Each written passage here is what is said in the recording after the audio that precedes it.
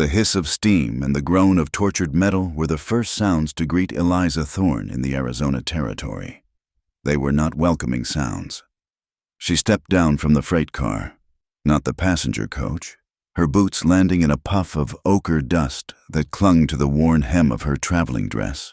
The air was a dry, searing heat that felt as if it were trying to bake the very moisture from her bones.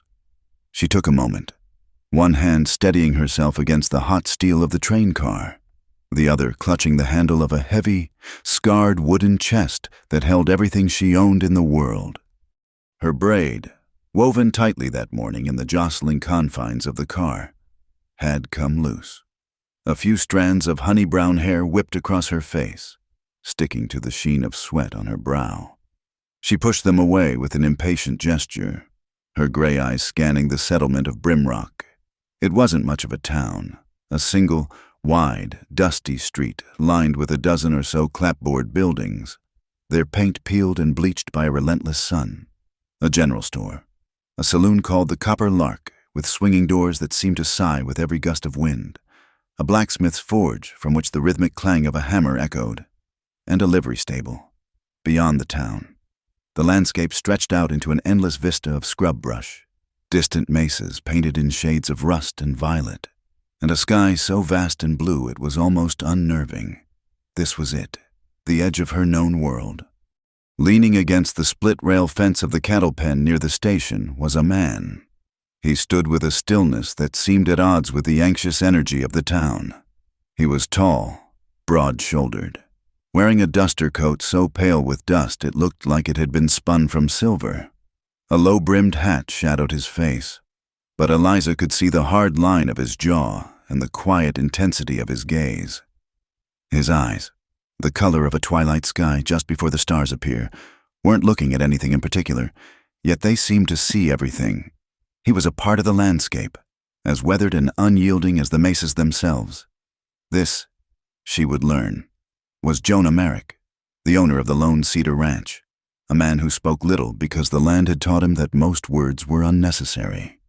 A nervous energy was skittering through Brimrock, a tension as palpable as the heat.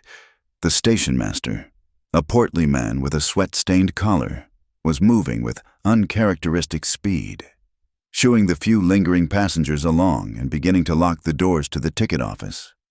"Closing up early, folks," he announced to the air. "Best be on your way. Not a good day to be lingering." Eliza overheard two men talking in low, urgent tones as they loaded a wagon. Heard they hit the stage near Flatiron Point. Crow Ridge boys. Who else took the strong box and spooked the horses? Drivers lucky to be alive. The name hung in the air, Crow Ridge. Eliza had heard whispers of the gang even before she'd left the East. They were a shadow on the trails, a constant threat that made every journey a gamble. The news seemed to travel on the wind itself, and with it came a collective tightening of shoulders, a shuttering of windows. Doors that were usually open to catch a breeze were being closed and barred. The sun was still high, but the town was pulling into itself, like a tortoise retracting into its shell. Eliza tightened her grip on her chest and walked toward the livery stable, the dust of the street coating her boots. The smell of hay and horse was strong, a familiar comfort in this strange and intimidating place.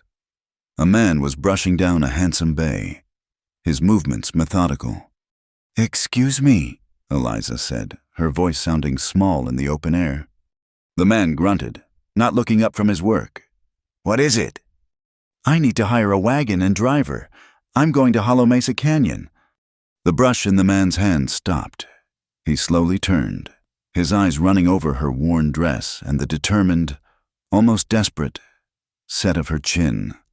He gave a short, harsh laugh. "Hollow Mesa, lady. Are you trying to get yourself killed? The only road out there goes right past Sparrow Creek. That's Crow Ridge country." "I have to get there," Eliza insisted. "My aunt's ranch." "Your aunt's ranch will still be there tomorrow, or next week," the man said, turning back to his horse. "The trail won't be safe till the sheriff and his posse sweep it. No one in Brimrock is crazy enough to take that ride today, not for any price." His finality was a physical blow. She felt a knot of panic tighten in her stomach. She had spent every last dollar on the train ticket. She had no money for a room at the boarding house, no resources to wait for days or weeks. Her entire future was in that canyon, on a piece of land left to her by a woman she barely knew. She tried the freight office next, but got a similar response. A curt shake of the head from a man behind a cage of iron bars. Dejection began to set in. A cold fear that she had come all this way only to fail at the last hurdle.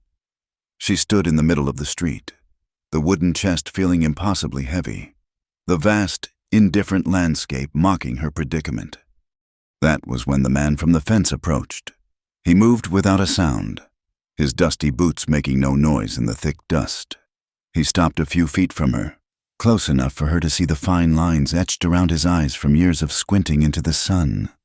His face was lean and tanned, a map of quiet hardships. "You need a ride to Hollow Mesa," he said. It wasn't a question. His voice was low and steady, like the rumble of distant thunder. Eliza looked up at him, startled. "Yes, but no one will go."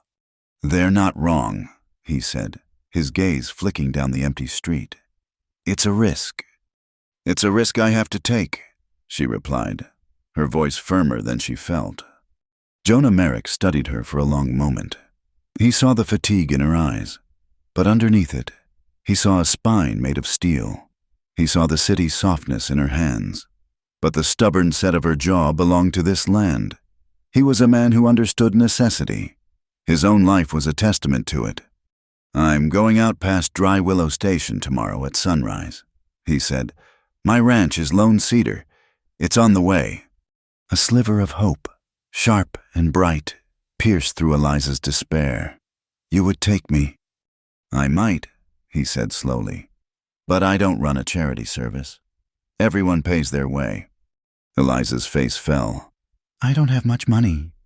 "I don't need money," Jonah said. His eyes drifted to the small, leather-bound book she had tucked into the sash of her dress. "I need a reader." Her brow furrowed. "A reader?" "I have land deeds, water rights agreements from the territorial office. Words," he said, the word itself sounding foreign on his tongue. "Lots of them. Small print. I can make out the numbers, but the rest, it's a game for lawyers and clerks. A game designed to trick a man out of what's his." Eliza understood immediately. He was a man of the earth, of cattle and seasons, not of contracts and clauses. Her own father had been a lawyer, and she had spent more hours than she cared to remember in his dusty office, the precise language of the law becoming as familiar to her as a nursery rhyme. It was a skill she had never valued. Until this very moment. "You're offering a trade," she said. "That's what I'm doing," he confirmed. "You read my papers. Make sure the Silver Meridian Railroad isn't stealing the water from my pastures. In return, I'll see you safely to your aunt's gate." It was a fair deal, a necessary one. Her skill for his, a balance struck in the dust of a frightened town. "All right," she said, nodding. "It's a deal." As she spoke, a sudden gust of wind swept down the street, kicking up a small whirlwind of dust and debris. It tugged at her loose braid, pulling more strands free and whipping the tail of it across her shoulder. The motion was sudden, almost violent, like a hand trying to unravel her. Without thinking, she spoke the thought that had been a silent companion on her long journey, a strange mantra of an uncertain future. "Undo my braid first," she said, the words softer than the wind, almost carried away by it. The statement hung in the air between them, disconnected from their practical arrangement. It was not a request, not a demand. It sounded like a condition, a piece of a puzzle he didn't have. Jonah's expression didn't change, but his eyes narrowed slightly. He didn't understand what she meant, but he understood that it mattered. It was a glimpse into the complicated, closed-off world she carried with her, just as tangible as the wooden chest at her feet. It was a challenge, not to him, but to the fate that had brought her here, tired and alone. Just then, the bell in the small church steeple at the end of the street began to toll. 1, 2, 3, 3 o'clock. The sound cut through the heavy silence. Each chime, a clear, resonant note that seemed to mark the sealing of their pact. In that moment, their eyes met and held for longer than a single heartbeat. For the first time, Eliza truly looked at him, past the dusty coat and the shadowed hat. She saw a deep-seated loneliness in his gaze, but also an unshakable integrity. It was the look of a man who would stand his ground, whether against a railroad company or a band of outlaws. And Jonah, looking at her, saw more than just a woman in need. He saw the ghost of a life left behind, the fierce resolve to build a new one, and a flicker of a spirit that the dust of the trail had not yet managed to extinguish. They both broke the gaze at the same time, a silent agreement that something significant had just passed between them. "My wagon is at the livery," Jonah said, his voice back to its practical, low tone. "Be there before the sun is up." He gave a curt nod and turned, walking away with the same quiet purpose with which he had arrived. As Eliza watched him go, a movement on the second-story porch of the Copperlark Saloon caught her eye. A figure stood in the shadows of the overhang, a man whose features were obscured. He was leaning against a post, a cigar glowing briefly in the darkness. He wasn't watching the street. He was watching her. And he had been watching as she spoke with Jonah Merrick. A cold shiver, unrelated to the evening's eventual chill, traced its way down her spine. The dangers of the trail were known, but the danger of a watchful, unknown pair of eyes in a town full of secrets felt infinitely more menacing. The road to Hollow Mesa Canyon was going to be longer and more perilous than she had ever imagined. The rising sun was a pale lemon wash against the eastern mountains when Jonah Merrick clicked the reins. The wagon, a sturdy buckboard loaded with Eliza's chest and a few canvas-wrapped supplies, rolled out of the livery with a protesting groan. Brimrock was still asleep, a town of drawn shutters and silent porches. The only sound was the rhythmic clop of the horses' hooves on the hard-packed earth and the jingle of their harnesses. Eliza sat on the bench beside Jonah, her back straight, her hands clasped in her lap. She had pulled her hair into its customary tight braid, a shield against the world. She said nothing, her gaze fixed on the landscape unfolding before them. They passed the last weathered building and were swallowed by the immensity of the territory.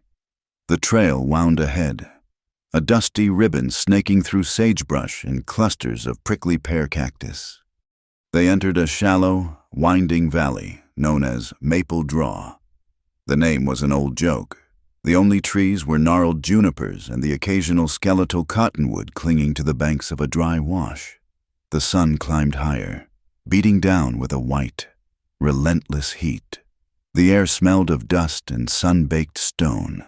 Eliza, true to her nature, did not complain.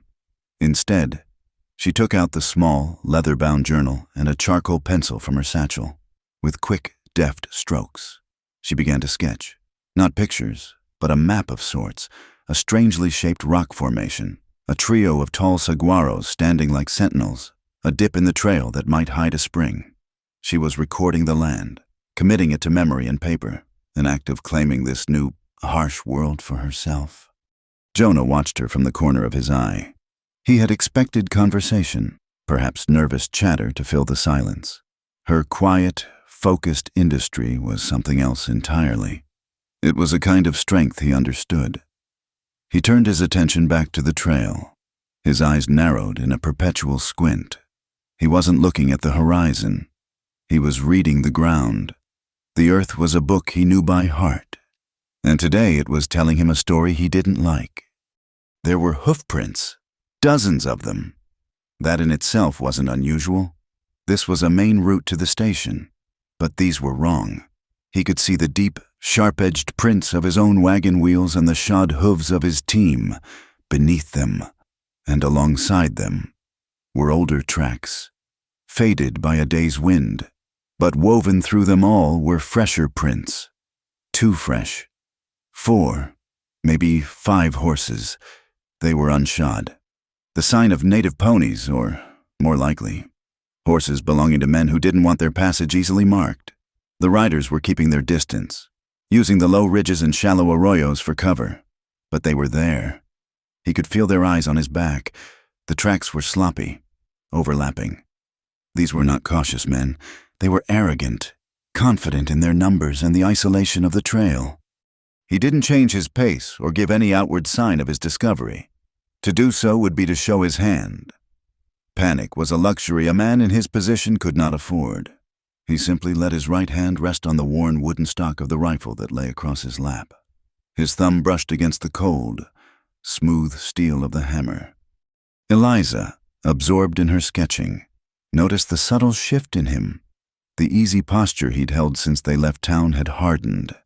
His shoulders were set, his jaw tight. The hand holding the reins was loose, but his other hand had not moved from the rifle.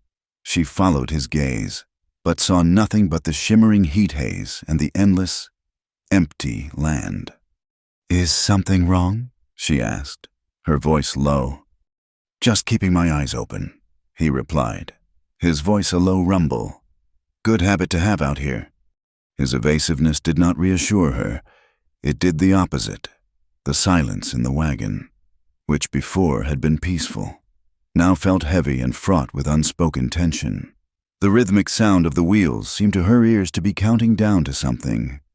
The crack of the gunshot was so loud and sudden it felt like a physical blow. It was a whip crack of sound that tore through the afternoon stillness. Simultaneously, a chunk of wood exploded from the wagon's side panel, not 6 inches from Eliza's elbow. She cried out, a sharp gasp of shock and terror, instinctively throwing herself sideways. The wagon lurched violently as the horses, panicked by the noise, tried to bolt. Jonah was a blur of motion. In one fluid movement, he yanked back on the reins with a force that seemed capable of stopping a locomotive, his muscles cording in his arms. "Get down!" he roared, his voice like rocks grinding together. He didn't have to tell her twice. Eliza flattened herself against the rough wooden floorboards, her heart hammering against her ribs like a trapped bird. The world became a chaotic jumble of splintered wood, the smell of gunpowder, and the terrified whinnying of the horses. Another shot rang out, this one whining past Jonah's head with an angry buzz. He kept the horses under control, his calm a stark contrast to the chaos around them. He guided the buckboard off the main trail, urging the team toward a deep ravine cut by a seasonal creek. Ahead, a sturdy wooden bridge spanned the Gap Silt Creek Bridge. It was their only chance for cover. He drove the wagon hard, right down into the dry creek bed and into the deep shadow beneath the bridge's heavy timbers. The sudden cool and darkness were a respite from the sun and the bullets. Jonah leaped from the driver's seat, rifle in hand, and pressed himself against one of the thick support pillars, his eyes scanning the ridge they had just left. "Stay down," he commanded, his voice low and urgent. Eliza, still on the floor of the wagon, slowly pushed herself up. Her hands were shaking, and a fine tremor ran through her entire body. She saw a dark stain spreading on the sleeve of Jonah's duster. "Just below the shoulder?" "You're hurt," she whispered. "It's a scratch," he grunted, not taking his eyes off the ridge. "A splinter from the wagon seat." "A scratch needs tending," she insisted. Scrambling for her satchel, she pulled out a roll of clean linen and a small flask of carbolic acid she kept for emergencies. She moved toward him, her earlier fear replaced by a sharp, focused purpose. "Let me see." He hesitated for a second, then gave a curt nod. He kept his watch on the ridge while she carefully pushed back the torn fabric of his duster and shirt. It wasn't deep, but it was a nasty gouge, oozing blood. Wood splinters were embedded in the flesh. Her hands trembled, but her touch was surprisingly steady as she cleaned the wound with a wince-inducing dab of the acid, and then began to bandage it tightly with the linen. He didn't flinch, his body as still as the stone around them. She worked in silence, the only sounds the nervous stomping of the horses and the whisper of the wind through the timbers above them. When she finished, her hands lingered for a moment on his arm. The warmth of his skin was a grounding reality in the terrifying unreality of the last few minutes. "Thank you," he said gruffly, his gaze still fixed on the enemy's last position. They waited in the tense silence. The men on the ridge were in no hurry. They knew they had their quarry trapped. The minutes stretched into an eternity. It was in this small, protected space, surrounded by danger, that Eliza finally spoke of the real reason she was there. "It's about the mine," she said, her voice barely a whisper. "My aunt, Clara, she didn't leave me a ranch. She left me a mine. The Blue Candle Quartz mine." Jonah turned his head slightly, his twilight eyes meeting hers. "She sent me the deed," Eliza continued, her voice gaining a little strength. "It was filed and recorded properly. It's in my chest." She looked toward the wagon and the scarred wooden box that held her entire future. "It's my only way out. Back east. There was a man, Asa Blackwell. My father was in his debt. When my father passed, Mr. Blackwell considered the debt mine to repay." She swallowed hard. "He arranged a marriage. To him, the deed to the mine is the only thing of value I own. It's the only thing that can buy my freedom from him." Jonah listened without interruption. His expression was grim, the lines around his mouth deepening. When she was finished, he was silent for a long moment. He looked from her earnest, frightened face to the ridge above, where unseen men were waiting to take everything from her. "People kill for paper like that," he said softly. The words were simple, direct, and held no artifice. It was a statement of fact, as certain as the rising of the sun. But in his eyes, she saw not just a grim acceptance of the world's cruelty, but something else, a flicker of warmth, of understanding. He wasn't judging her. He was acknowledging the weight of her burden. As if to punctuate his statement, another shot rang out. This one wasn't aimed at them. The bullet slammed into the creek bed about 20 yards away, kicking up a spray of dust and gravel. It was a message, a warning. "We're still here. We can wait all day." Jonah slowly raised his rifle. He didn't aim at the ridge. He aimed at a tall, dead cottonwood tree a good distance to the left of where he judged the shooters to be. He squeezed the trigger. The rifle bucked against his good shoulder, its report a deafening boom in the enclosed space under the bridge. A large piece of bark exploded from the side of the dead tree. It was a shot of astonishing accuracy, and its message was just as clear as theirs. "I'm not trapped. I'm dangerous." He was showing them he could fight, but also that he wasn't eager to spill blood. It was a calculated act of deterrence, a move on a deadly chessboard. Silence descended once more. The sun began to dip toward the western mesas, painting the sky in fiery strokes of orange and purple. The shadows grew long, and the air began to cool. The men on the ridge did not fire again. They were likely settling in for the night, waiting for darkness to cover their approach. As full darkness fell, a deep, star-dusted blackness that only the territory could produce, Jonah knew they couldn't stay under the bridge. He led the horses quietly, their hooves muffled by the soft sand of the creek bed, and found a small, defensible alcove in the ravine wall, sheltered by a thicket of mesquite. It wasn't much, but it was out of the direct line of sight from the trail above. He built a tiny fire, no bigger than a man's hat, using dry wood that would produce little smoke. The small flames pushed back the immense darkness and the biting chill of the desert night. They shared a meal of jerky and hardtack from his saddlebags, the silence between them now comfortable, forged in shared peril. The fear had not gone away, but something else was present now, weaving itself through the tension, a fragile thread of trust. When the fire had died down to glowing embers, the cold began to seep into their bones. Jonah took off his silver-dusted duster. "Here," he said, holding it out to her. She shook her head. "You'll be cold. Your arm." "We'll share it," he said, his tone leaving no room for argument. He sat with his back against the rock wall, his rifle across his lap, and draped the heavy coat over both their shoulders. Eliza shifted closer, huddling under the offered warmth. The coat smelled of dust, leather, and him. She could feel the solid strength of his body next to hers, a human bulwark against the vast, dangerous night. For the first time since stepping off the train, a sliver of warmth seeped past her fear. It wasn't just the fire or the heavy wool of the coat. It was a warmth that came from not being entirely alone.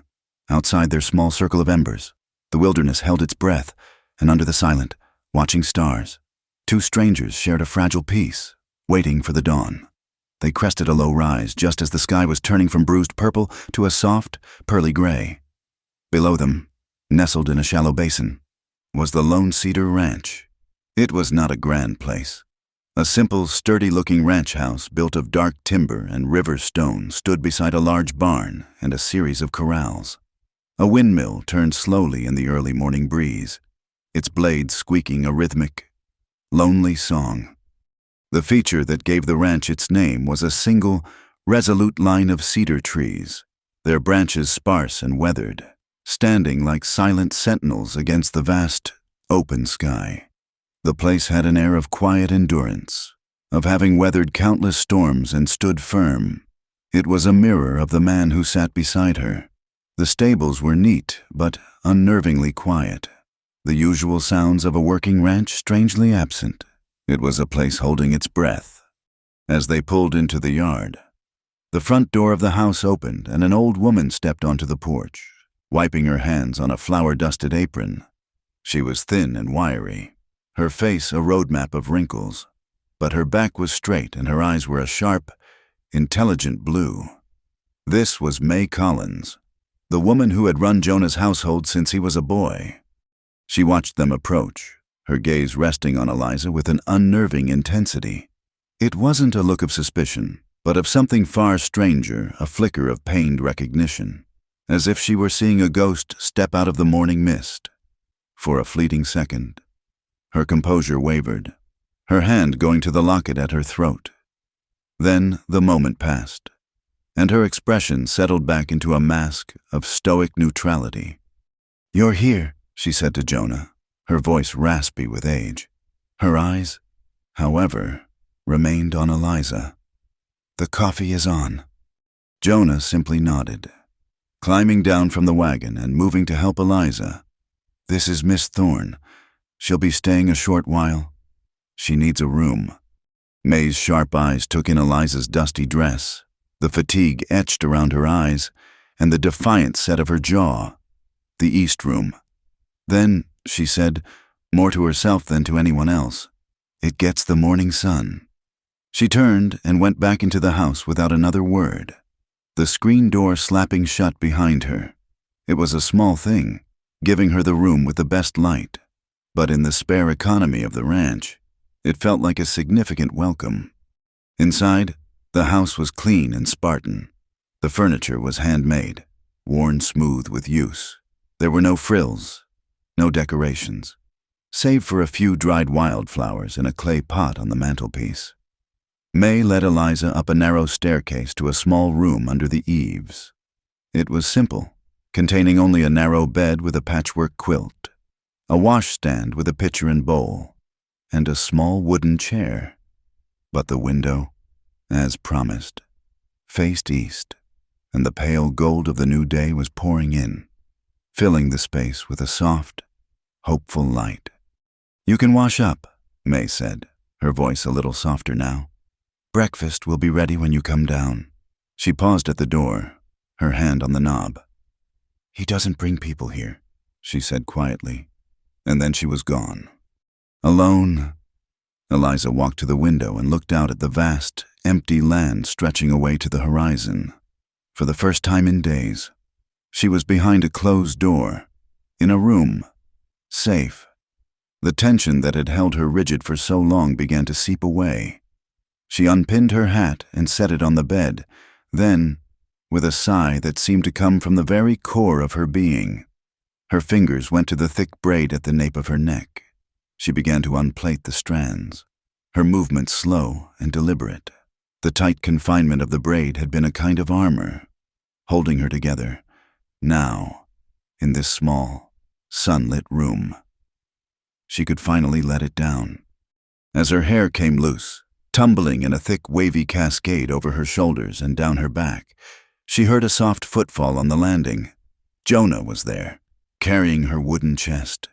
He stopped dead in the doorway, his gaze catching on the sight of her hair, free and unbound. It was like seeing a different woman from the severe, contained person who had sat beside him in the wagon. A flicker of something surprise, confusion, something deeper crossed his face. He looked away instantly, his gaze dropping to the floorboards as a faint, dark flush rose on his weathered cheeks. It was a gesture of profound, almost courtly, respect for her privacy. He set her chest down just inside the door. "Thank you," she said, her voice a little breathless. He just nodded, still not looking at her, and turned to leave. But then he stopped. He stood for a long moment, his back to her, as if wrestling with a thought. When he turned back, the awkwardness was still there, but it was joined by a quiet resolve. He held out his hand. In his large, calloused palm lay a small, hand-carved wooden comb, its teeth worn smooth from use. "It might help with the tangles," he said, the words coming out in a gruff, clumsy rush. He looked like a boy offering a wildflower, completely out of his element. He pressed the comb into her hand, his fingers brushing hers for a brief, electric moment, and then he was gone, his boots clattering hastily down the stairs. Eliza stood there, the comb in her hand, her heart beating a little faster. It was the kindest, most unexpected gesture she had received in a very long time. Breakfast was a quiet affair. They sat at a rough-hewn wooden table in the kitchen, the air thick with the smell of strong black coffee and freshly made cornbread. May served them without a word, placing a slab of golden butter and a jar of dark, wild honey on the table before retreating to the stove. The meal was simple, but to Eliza, who had lived on dry biscuits and jerky for days, it tasted like a feast. The silence wasn't empty. It was filled with the things they weren't saying. Eliza found herself watching Jonah over the rim of her coffee cup. In the clear morning light, she could see the tiredness in his eyes, the deep lines of worry that even his stoic expression couldn't hide. He, in turn, would glance at her when he thought she wasn't looking, his gaze lingering on her hair, which she had brushed out but left unbound. Their eyes would meet for a brief second through the steam rising from their cups, a silent acknowledgement of the night they had survived and the uncertain day that lay ahead. After breakfast, the time came to fulfill her part of the bargain. Jonah disappeared into a small study off the main room and returned carrying a heavy, black iron strongbox, which he set on the table with a solid thud. He unlocked it with a key from his pocket. The contents were not gold or currency, but a chaotic jumble of papers, deeds, letters, survey reports, all bound in string or sealed with fading wax. "This is it," he said, his voice grim. "The whole fight." Eliza began to sort through the documents, her lawyer father's training taking over. She laid them out, ordering them by date and type. Slowly, a story began to emerge from the dry, legalistic language. She saw the original deed to the Lone Cedar Ranch, signed by Jonah's grandfather. Then came the newer documents, survey maps from the Silver Meridian Railroad Company, their proposed route marked in a bold, aggressive red line that cut directly across Jonah's prime grazing land. Then she found what was at the heart of the dispute. It wasn't just about the land. It was about the water. She unfolded a large, hand-drawn map. It was Jonah's own work, meticulously detailed. It showed not just the boundaries of his property, but the hidden, life-giving arteries beneath it, the underground springs and aquifers that fed his pastures. The railroad's plan involved digging a deep cut for their tracks that would sever and drain the main spring that watered the entire basin. It would turn his ranch into a dust bowl. It was a slow, legal execution. "They say their charter gives them the right," Jonah said, his voice low and tight with anger. "They offer money, but money can't make grass grow. This land is all I have. It's all my family has ever had." "I need to see their charter and the water rights filings," Eliza said. her mind already working, searching for loopholes, for precedents. There are laws, even out here. They can't just take what is yours. He looked at her, a flicker of hope, warring with years of weary resignation in his eyes. "Can you make sense of their words?" he asked. "Can you find a way to fight them?" "I will read every line," she promised, meeting his gaze, "and in return, you will take me to Hollow Mesa when I am done."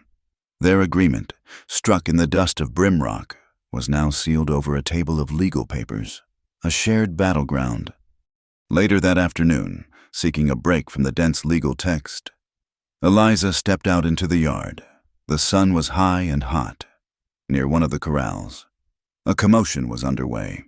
A small, long-legged calf, separated from its mother, was bawling pitifully, running in frantic circles. Jonah was trying to gently herd it back toward the main pasture, but the frightened animal kept darting away. Without thinking, Eliza picked up a length of rope from a fence post. She had never roped anything in her life, had hardly been this close to a cow before, but she saw the calf's panic and Jonah's patient frustration. She moved to the other side of the animal, creating a makeshift barrier with her body, trying to guide it toward the open gate. "Easy now," she murmured, her voice soft. "It's all right." Her movements were clumsy, her city-bred instincts all wrong. She stumbled in the loose dirt, and the rope she held was more of a suggestion than a tool. But she was calm, and she did not give up. The calf, perhaps sensing her lack of threat, slowed its frantic running. It looked at her, its large brown eyes wide with fear. Working together, she and Jonah managed to funnel the panicked animal through the gate, where its mother greeted it with a low, rumbling moo. Eliza leaned against the fence, catching her breath, a smudge of dirt on her cheek. She felt foolish and awkward, but also strangely exhilarated. She looked up to see Jonah watching her, a look on his face she had never seen before. A slow, genuine smile was spreading across his lips, reaching his eyes and crinkling the corners. It was a rare and beautiful sight, like seeing a desert flower bloom after a long drought. "You've got a knack for it," he said, the smile still in his voice. She laughed, a real, unburdened laugh. "I think the calf just took pity on me." As the sun began to set, casting long shadows across the yard, Jonah swung the heavy wooden gate to the ranch closed, dropping a thick iron bar into place. Eliza stood on the porch, watching him. For a moment, the Lone Cedar Ranch felt like a fortress, a sanctuary. But beyond the gate, the dusty trail stretched back toward Brimrock, back toward the memory of gunfire and the unseen men who were still out there. The dust they had raised still hung in the evening air, a golden haze that couldn't quite obscure the threat it represented. The peace they had found was real, but it was as fragile and thin as the legal papers spread across the kitchen table. The next 2 days passed in a quiet flurry of intense concentration. The large kitchen table became their war room, covered in a patchwork of deeds, maps, and legal correspondence. The midday sun streamed through the window, illuminating the fine dust motes dancing in the air and casting a bright, unforgiving light on the documents that held both their futures. Eliza worked with a methodical focus that impressed Jonah. She had a lawyer's mind, a gift from the father whose debts now haunted her. She could see the patterns in the dense, looping script, the traps hidden in the verbose clauses. First, she turned to her own inheritance. She carefully untied the ribbon around the thick parchment scroll from her chest. The document was her Aunt Clara's last will and testament, attached to the original territorial deed for the Blue Candle Mine. She spread it flat on the table, the old paper crackling in protest. The red wax seal by the registrar's signature was faded and brittle, but it was intact. The signatures were clear, the description of the claim precise, citing markers of stone and a lightning-scarred juniper. It was old, but it was legal. It was real. Holding it, Eliza felt a tangible connection to her own potential freedom, a solid weight in her hands. Satisfied, she turned her full attention to Jonah's struggle. She spent hours poring over the documents from the Silver Meridian Railroad. They were crisp, professional, and filled with the arrogant language of power. They spoke of eminent domain, of federally granted rights of way, and of the inevitable march of progress. It was a formidable wall of text designed to intimidate and overwhelm. But Eliza was not intimidated. She was looking for a crack. She found it on the second day, not in the railroad's papers, but in one of Jonah's oldest documents, the original territorial water rights filing made by his grandfather. It was a simple, one-page document. The ink faded to a rusty brown. Tucked into the boilerplate legal text was a single, powerful phrase, with all attendant riparian rights in perpetuity. Eliza's breath caught. She read it again, her finger tracing the words. Riparian. It was a legal concept her father had explained to her once, an old common law principle that had made its way west. It was simple, elegant, and powerful. It meant that the owner of a piece of land had the right to the water that flowed through or bordered their property. It could not be diverted or diminished by an outside party if it harmed the original landowner. The railroad's plan to dig a deep trench would undeniably drain the aquifer that fed Jonah's pastures. Their charter might give them a right of way, but this older, more fundamental law gave Jonah the right to the water that made the land viable. "Jonah!" she said, her voice sharp with excitement. He looked up from the harness he was mending by the hearth. "I think I've found it." She explained the concept, her words coming quickly, pointing to the faded text. "They can't just take your water. It's attached to the land. This right is older than their company, older than their charter. This gives you grounds to file an injunction, to stop them." For the first time since she'd met him, a look of genuine, unbridled hope dawned on his face. It transformed his stern features, making him look younger. He came to the table and stared at the words she indicated, as if trying to physically absorb their meaning. "All these years," he said, his voice thick with emotion, "I've been fighting them on their terms. I never knew." He looked at her, his gratitude so immense it needed no words. Their small victory was short-lived. Later that afternoon, the rhythmic beat of a horse's hooves announced the arrival of the weekly mail rider, a wiry young man who rode through the territory like a shuttle weaving a thread of connection through the vast, empty spaces. He handed Jonah a small bundle of letters and a newspaper before accepting a dipper of water and riding on. Jonah sorted through the mail. "One for you," he said, holding out a crisp, cream-colored envelope.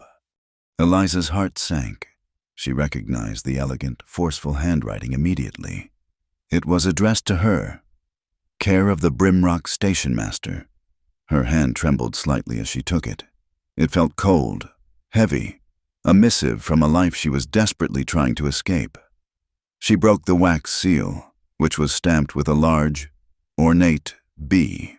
The letter was from Asa Blackwell. His words were, as always, impeccably polite, each sentence crafted to be both a courtesy and a threat. He expressed his deep concern for her safety, having heard of her abrupt departure. He trusted she was well. He wrote, taken the liberty of arranging his own passage west, as there were still matters regarding her late father's estate that required a personal and amicable negotiation. He expected to arrive in Brimrock within the week. The air rushed from Eliza's lungs. He was coming. The monster from her past was not content to be a ghost. He was taking on flesh and blood and crossing the continent to claim her.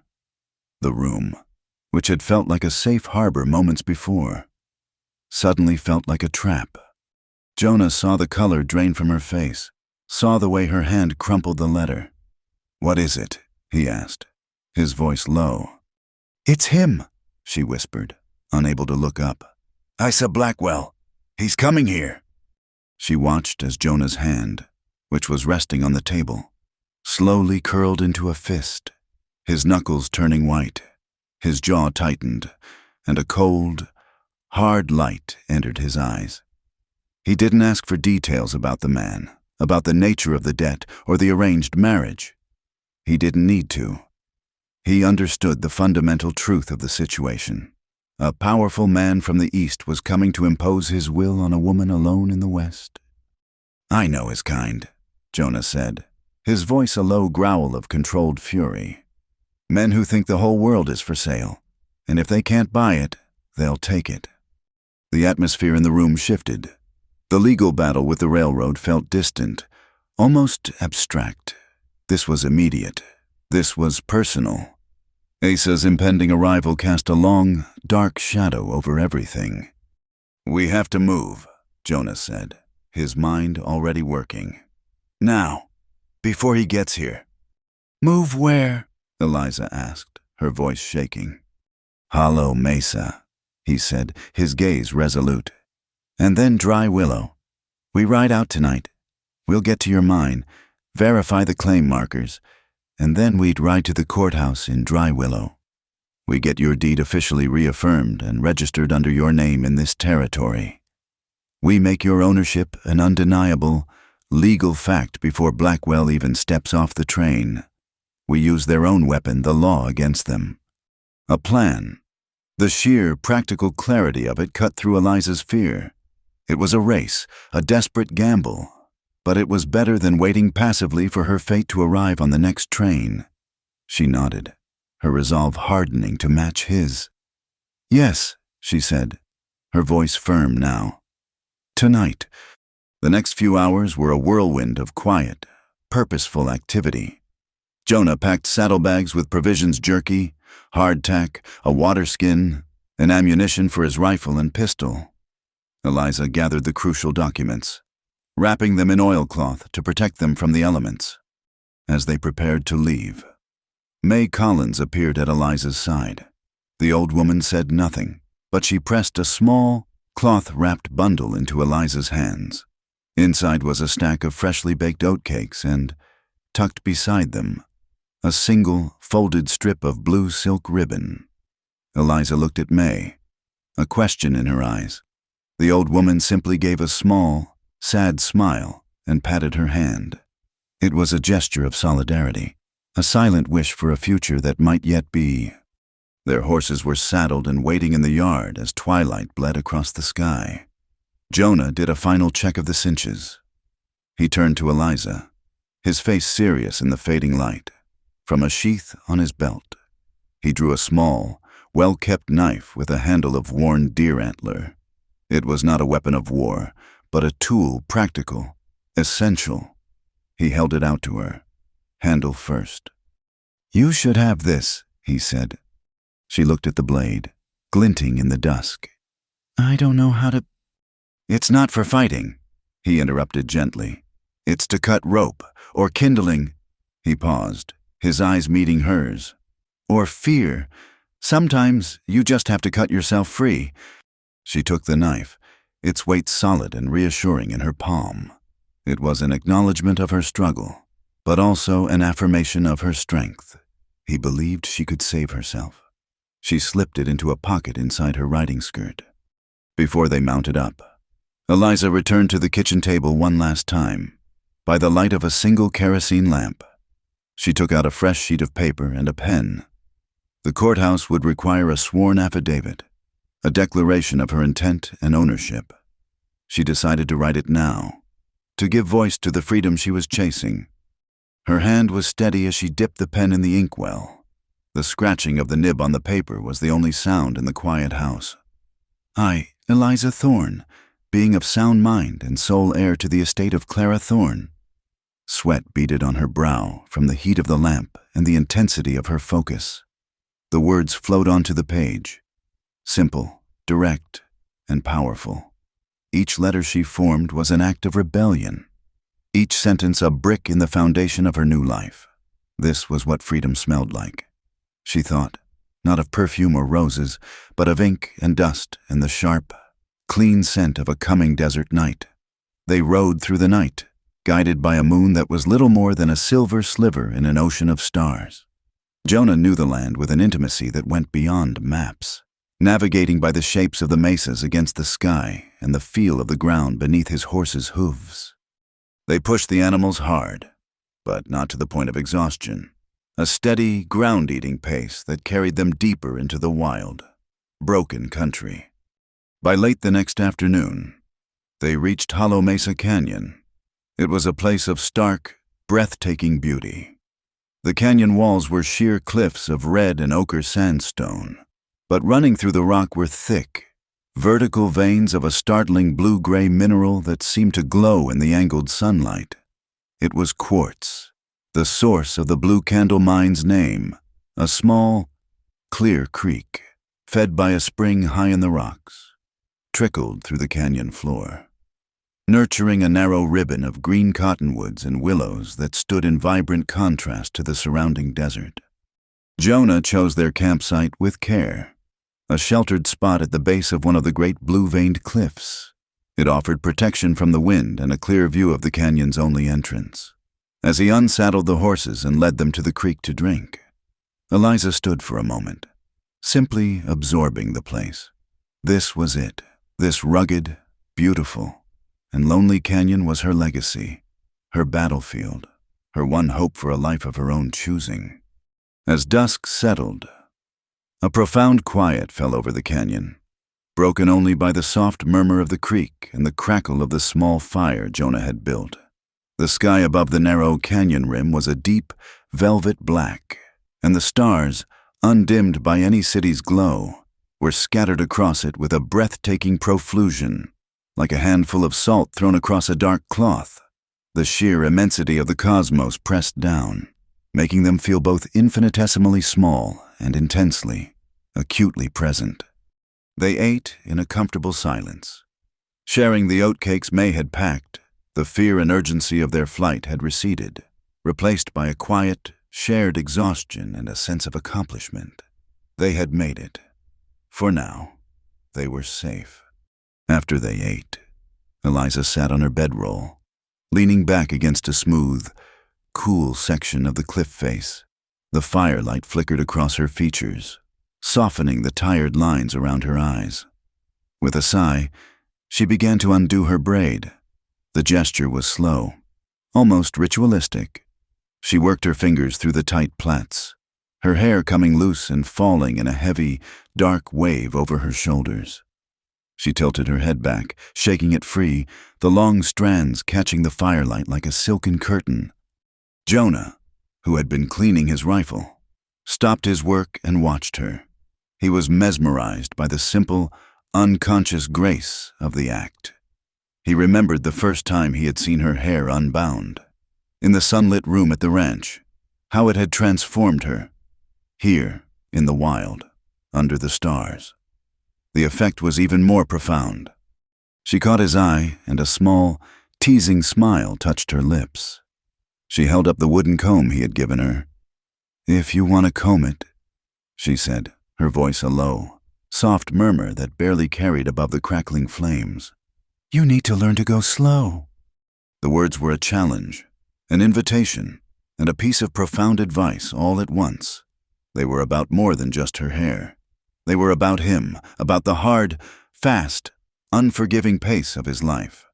They were a gentle plea for a moment of peace, of tenderness, in a world that rarely allowed for either. Jonah's rare, slow smile appeared. It was a hesitant thing, but it reached his eyes, warming them. He put down his rifle and moved to sit on the rock beside her, the space between them charged with a sudden, palpable energy. He took the comb from her hand, his calloused fingers brushing against hers. He hesitated for a moment, as if unsure of how to proceed. Then he gently, tentatively, touched her hair. It was softer than he could have imagined, heavy and cool. He drew the comb through it, starting from the ends and working his way up, his movements careful and deliberate.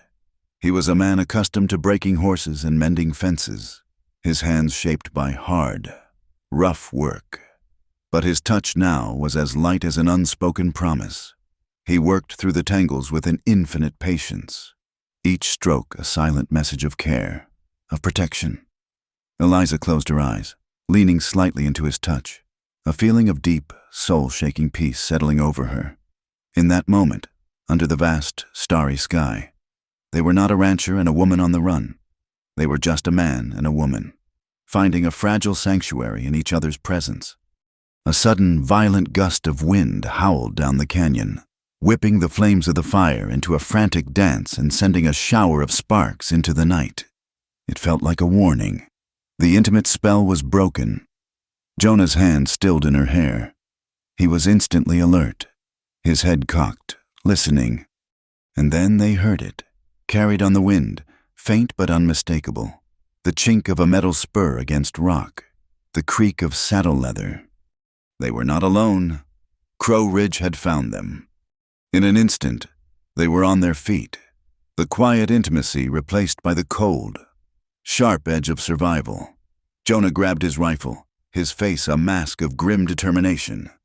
"Get the papers," he said, his voice a low, urgent command. "And the mule, back into that crevice." He pointed to a narrow, V-shaped fissure in the cliff face behind their camp, barely wide enough for the pack mule they had brought with them. While Eliza quickly secured her oilcloth-wrapped documents and led the nervous animal into the rock shelter, Jonah scouted the entrance to their small encampment. Eliza pressed herself flat against the rock inside the crevice, her heart pounding. She peered out into the darkness. She could hear the muffled sounds of men dismounting, their low, guttural voices indistinct. She was terrified, but a strange, cold calm settled over her. She began to count the distinct voices, the different patterns of footsteps. 3, maybe 4 of them. She watched the way they were spreading out, flanking the camp. She remembered the shooting on the trail, the way they had fired without warning. Jonah moved like a shadow, taking up a position behind a large boulder that gave him a clear line of sight to the fire. The fire, which had been a source of comfort moments before, was now a liability, a beacon that exposed their position. The first shot shattered the night, the muzzle flash a brilliant, momentary orange flower in the darkness. The bullet ricocheted off the rock face high above Jonah's head with a high-pitched scream. Another shot followed immediately from a different position. They were trying to pin him down. Jonah didn't fire back. He was patient, waiting. To fire would be to give away his exact location. The pack mule shifted nervously behind Eliza, its breath hot on her neck. She put a calming hand on its flank, her mind racing. They were trapped. Jonah could hold them off for a while, but not forever. They needed a diversion. They needed a way out. Her eyes fell on their supplies, piled near the entrance to the crevice. Among them was a small tin of pine pitch, which Jonah used for waterproofing and repairs. An idea desperate and dangerous sparked in her mind. Jonah finally fired. A single, deliberate shot aimed not at a man, but at the rock near one of the muzzle flashes. The bullet sent a shower of stone chips flying, and a man cursed loudly in the darkness. The outlaws returned fire with a volley of shots, the bullets thudding into the boulder Jonah was using for cover. This was her chance. While they were focused on Jonah, Eliza grabbed the tin of pine pitch. It was sticky and thick, with her hands shaking but her purpose firm. She scooped out a large glob. "Jonah," she hissed, "when I throw this, be ready to move." He glanced back at her, his eyes questioning but trusting. He gave a single, sharp nod, taking a deep breath. Eliza lunged from the cover of the crevice and hurled the mass of pine pitch with all her strength directly into the heart of their campfire. The effect was instantaneous and dramatic. The pitch hit the hot coals and erupted in a thick, roiling cloud of greasy, black smoke. It hissed and popped, sending a plume of acrid, choking smog billowing out into the canyon, engulfing the area in a blinding, disorienting fog. "Now!" Jonah yelled, and a new firefight began, this one short, brutal, and fought blind. The outlaws, confused and choking, began firing wildly into the smoke. Jonah used the chaos to his advantage, firing 2 quick shots toward the sounds of their panicked voices. A man cried out in pain. "Go!" Jonah shouted, grabbing Eliza's arm and pulling her from the crevice. "Follow the creek bed, run!" They plunged into the darkness, leaving the mule, the camp, and the chaos behind them.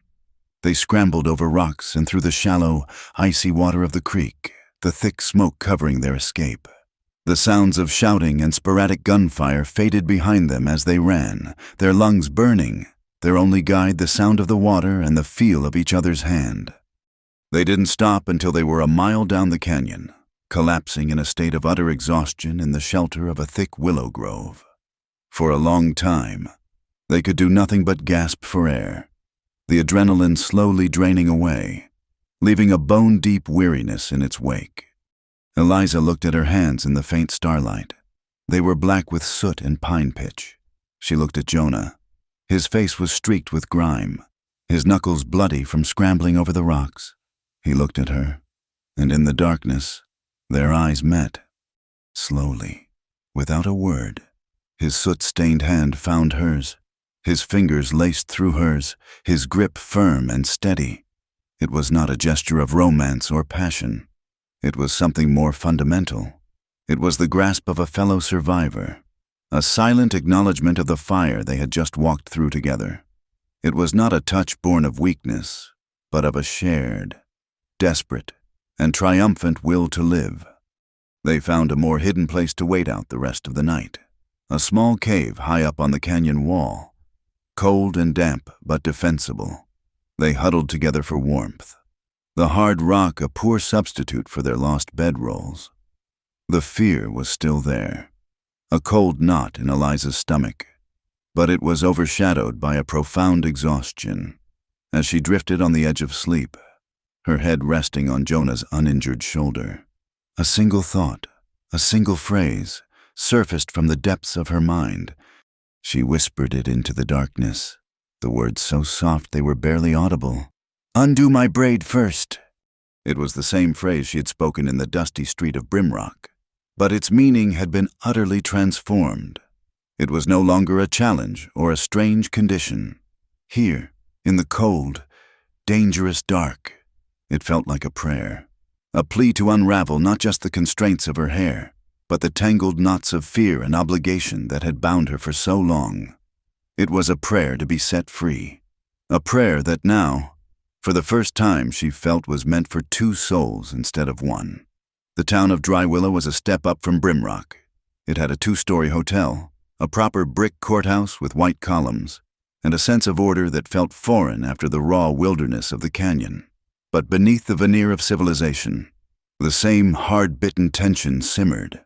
Men with dusty boots and weary eyes watched them ride in, their gazes lingering on Jonah's rifle and the determined set of Eliza's jaw. They went directly to the courthouse.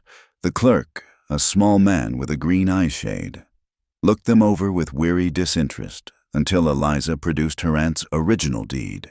The sight of the official territorial seal galvanized him into action. He scurried away, returning a few moments later to inform them that Judge Orrin Pike would hear their petition to reaffirm the claim immediately. Judge Pike was a man who seemed carved from the same unyielding rock as the surrounding mesas. He was tall, gaunt, with a severe face, a fringe of gray hair, and eyes that missed nothing.